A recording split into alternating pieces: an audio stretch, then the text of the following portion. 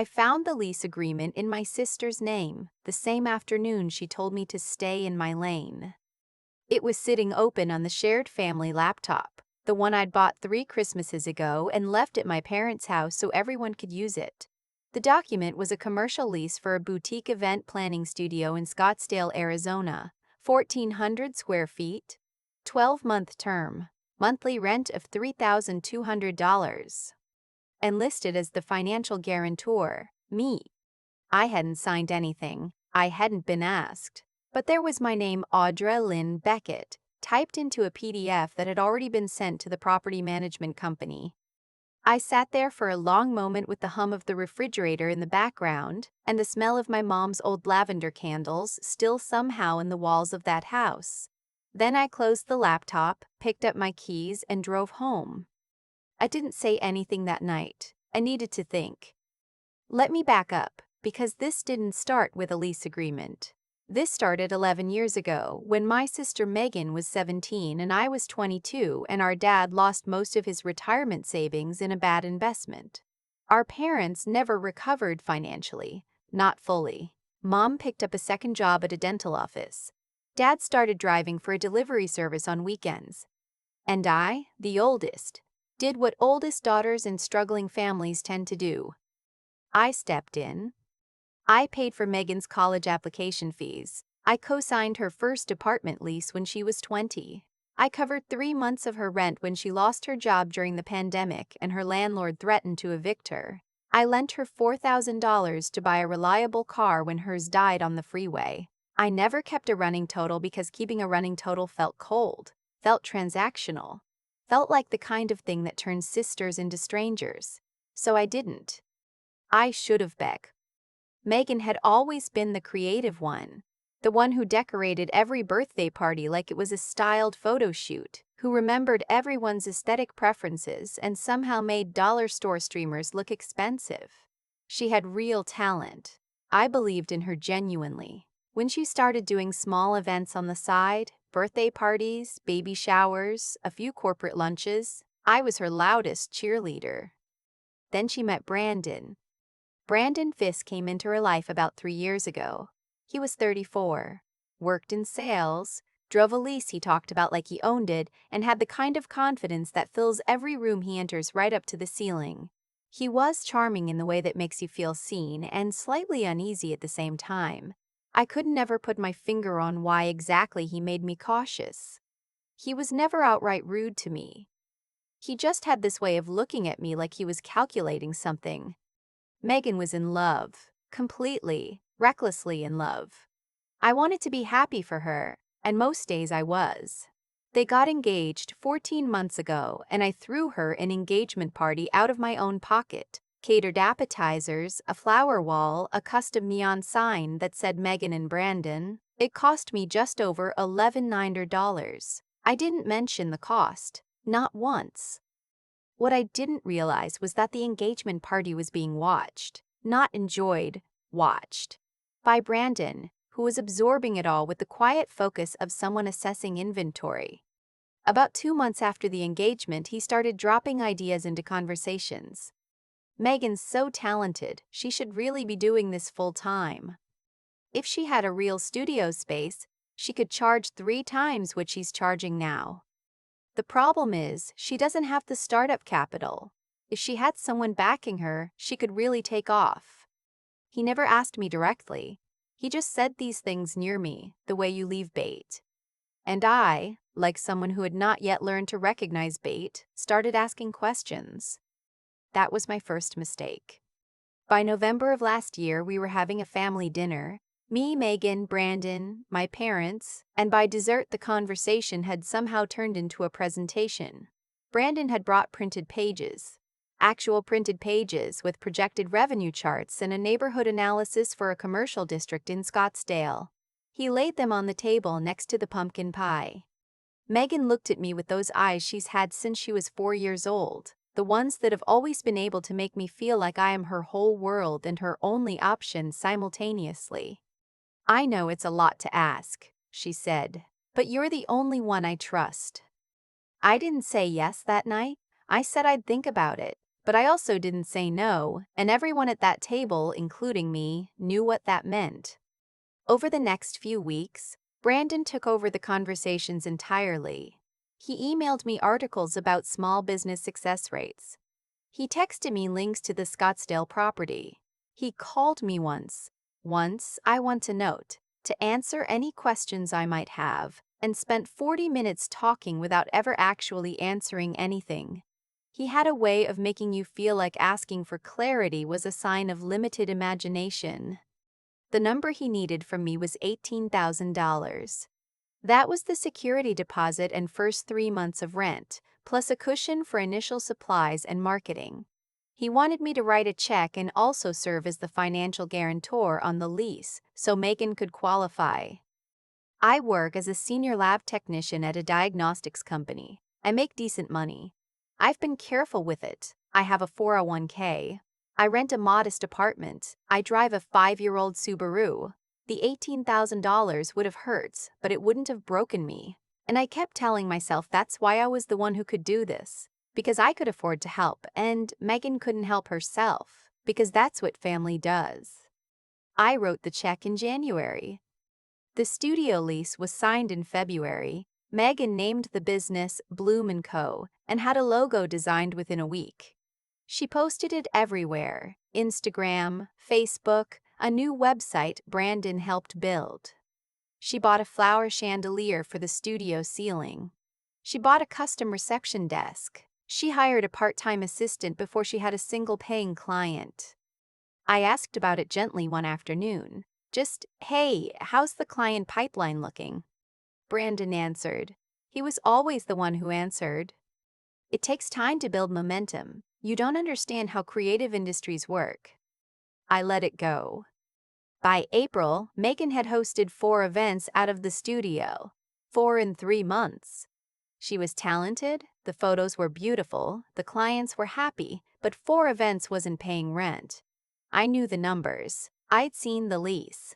The monthly overhead alone was $30,100, not counting utilities, her assistant's hours, or the inventory she kept buying. In May, Brandon texted me on a Thursday afternoon. "Studio rent is due Friday. We're a little short this month. Can you cover? We'll pay you back when the bigger contracts come in." It was $3,200, just for 1 month. I transferred it. I told myself it was a bridge, not a pattern. June, same text, almost word for word. July, he called instead of texted, Megan's voice in the background. And this time it was $3,200 for rent plus $800 for a vendor deposit on a fall wedding they'd booked. $4,000 in 1 week. I paid it, but this time I said something. I called Maiden directly, not Brandon, and I said as gently as I could that I needed to understand the business plan, that I was starting to feel like a monthly subsidy rather than a one-time investor, that I loved her and I believed in her, but I needed to see something, a spreadsheet, a projection, something concrete. She was quiet for a moment. Then she said, "Brandon warned me you'd start doing this." Doing what? Making it about money, making me feel guilty for needing help. I was so stunned I didn't say anything for a few seconds, and she filled the silence. "You've always had to be the one in control, Audra. You've always had to be the one holding the purse strings so everyone knows they owe you. I'm just asking for support. I thought you believed in me." I told her I did believe in her. I told her I just needed information. "I can't have this conversation right now," she said. "I have a consult in an hour." She hung up. I sat on the edge of my bed and looked at the wall for a while. Something was shifting in me. I could feel it, not anger exactly, more like the slow, nauseating recognition that I had been misreading this situation for a very long time. I started keeping records. Every transfer, every check, every Venmo. I went back through my accounts and built a spreadsheet. The total I had given or transferred to Maiden and Brandon since the business launched, not counting the original $18,000, was $14,400. $32,400 in 8 months. For a business that had hosted 11 events. I called my friend Deb. She's a paralegal, not for legal advice, just to talk. She listened to the whole thing without interrupting, which is one of the many reasons I love her. Then she said, very quietly, Audra, you're not an investor. You're a guarantor and a bank. Do you understand what it means that your name is on that lease? I understood then. If Bloom & Co. defaulted, I was on the hook for the remaining term. If they walked away, my credit would take the hit. I was carrying all the risk for a business I had no ownership in and no visibility into. I didn't sleep well that night. 2 weeks later, I drove to the studio on a Saturday to drop off some extra folding chairs Megan had asked to borrow for an event. I didn't call ahead. It was a quick drop-off. She'd asked me to come by that weekend. I used the side entrance because I knew the code. Brandon was inside. Megan wasn't there. He was on the phone, leaning against Megan's custom reception desk, and I caught pieces of the conversation as I set down the chairs. She'll keep covering it. She always does. She's not going to say no to Megan. That's just not how she's built. He saw me. His expression shifted for just a fraction of a second, not guilt exactly, more like recalibration, and then he smiled and held up a finger like I'd interrupted something important. I set down the chairs and I left. I drove home in complete silence. No music, no podcast. Just the sound of the freeway and the very specific feeling of something becoming irrevocably clear. I wrote an email that night, not to Megan or Brandon, to the property management company. I identified myself as the listed guarantor on the Bloom & Co. lease and asked them to contact me directly before processing any future documents requiring my authorization, because I had not consented to all prior uses of my name and intended to review my guarantor status. It was a quiet move. Nobody knew I'd made it. 3 days later, my phone rang. It was Brandon. He'd heard from the property management company. His voice on the phone was different from every other time we'd spoken. The sales charm was still there, but underneath it was something tighter. I think there's been a misunderstanding, he said. I don't think so, I said. You're causing problems for Megan's business, for her future. Is that what you want? I want to understand what I've agreed to, which I'm entitled to. He went quiet. Then, Megan is going to be devastated. Then she can call me herself. She did call, that same evening. She was crying before I even said hello, which was something she'd been able to do since we were children, and which had always worked on me, and which, I noticed for the first time, she'd never done when the situation involved something good. Only when she needed something from me. How could you do this? She said. I have a consult Monday. If they find out there's an issue with the lease. There's no issue with the lease. I just asked to be kept informed. You're sabotaging me. Megan, I've given you over $30,000. Silence. Then, so that's what this is about, keeping score. I'm not keeping score. I'm telling you a fact. Brandon was right about you. Her voice had shifted, flatter, colder. You've never actually supported me. You've supported the version of me that needs you. That's different. I had no response to that. Not because she'd hit on some deep truth, but because I was so tired of finding new ways to justify behavior that had never once asked itself to be justified.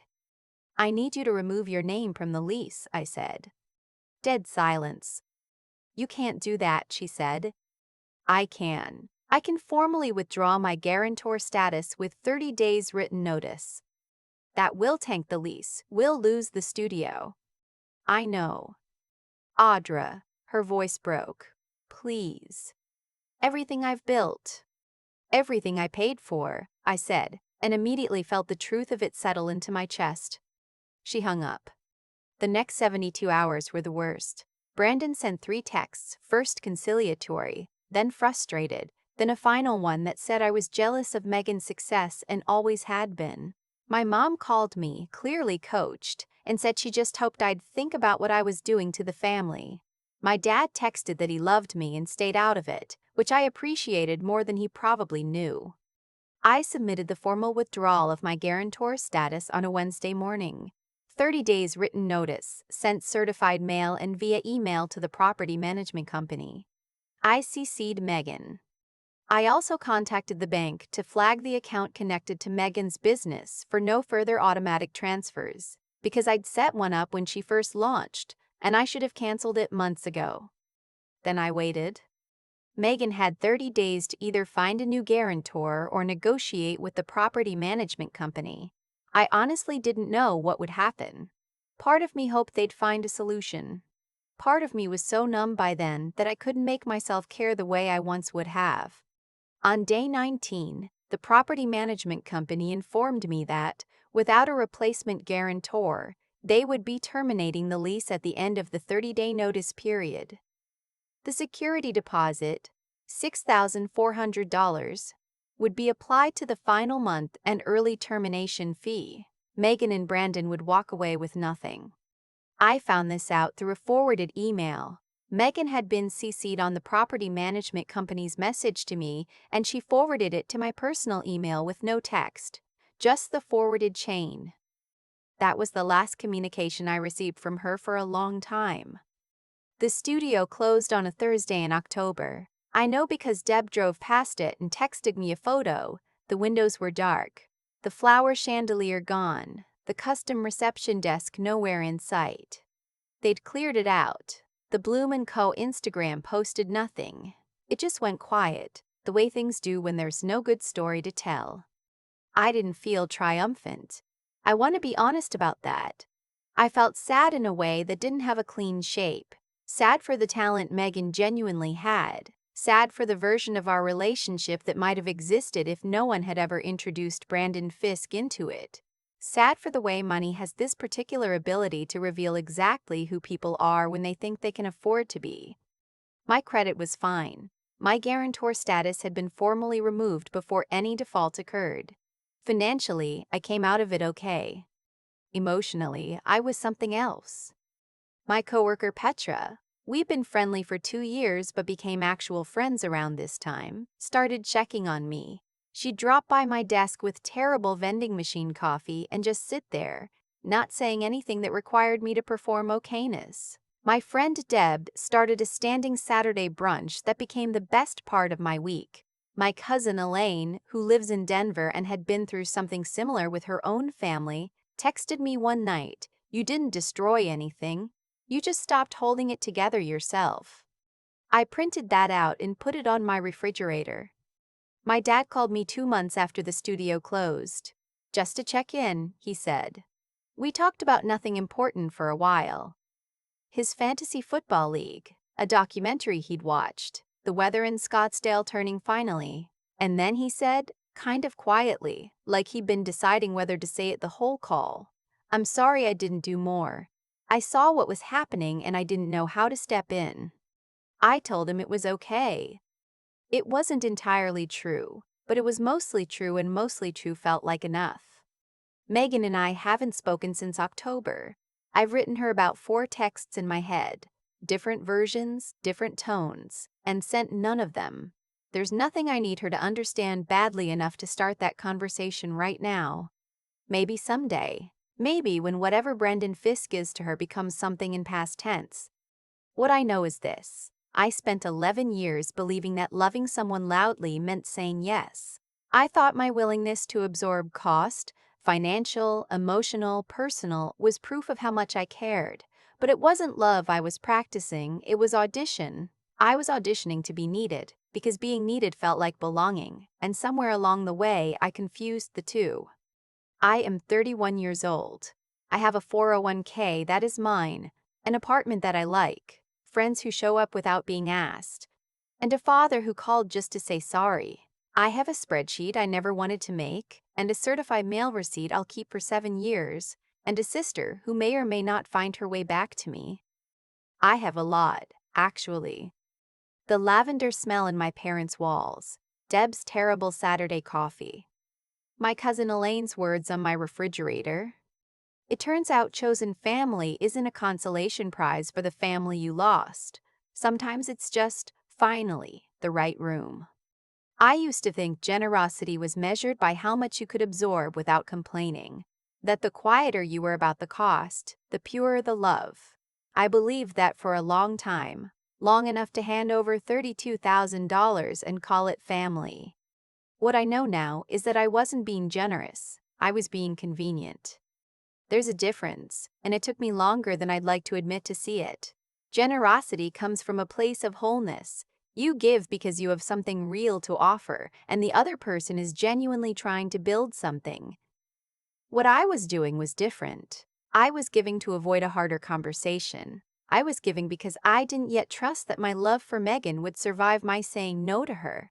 And Brandon, who understood people in the way that certain people do, not warmly, but tactically, saw that in me from the very first dinner. He saw it before I saw it myself.